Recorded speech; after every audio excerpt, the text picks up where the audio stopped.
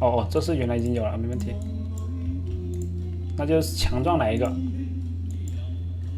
OK， 好样的，好样的，好掉好掉。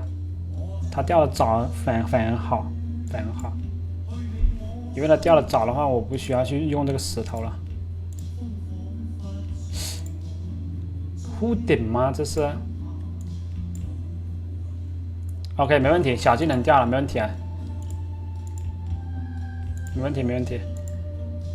法波掉了，没问题，没问题。锁一手，直接上金银，好吧 ？OK， 没问题。锁什么锁啊？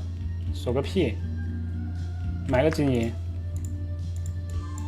这个没啥好锁的。锁啥？锁个底狱吧。这么多石头，不锁白不锁。这么多石头，锁个底狱。15个，这不是乱锁吗？这，对吧？然后我们上个金银，掉这一个就成了，掉第3个的这一个报复，好吧？那这不就成了吗？啊？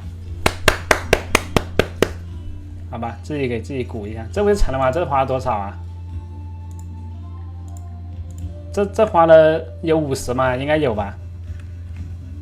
这不就可以了吗？结束了，速战速决，打5分钟结束，好吧？5分钟结束战斗。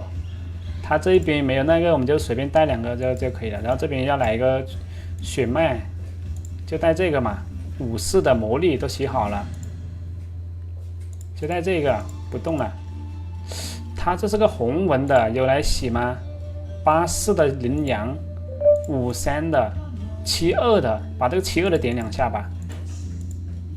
有东西，这个分了。这个呢，62的，这72的我们点2手，我们点2手啊。怎么说？但这个天赋没有用啊。一发出天赋，但这个天赋没有用，我们换一个，换一个。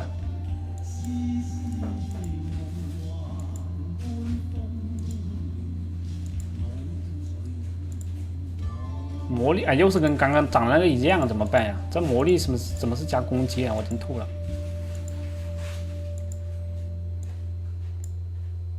魔力又是加攻击的，这个没技能。怎么说？第2个天赋来了，怎么说？先保存啊，不管它有没有用，先保存。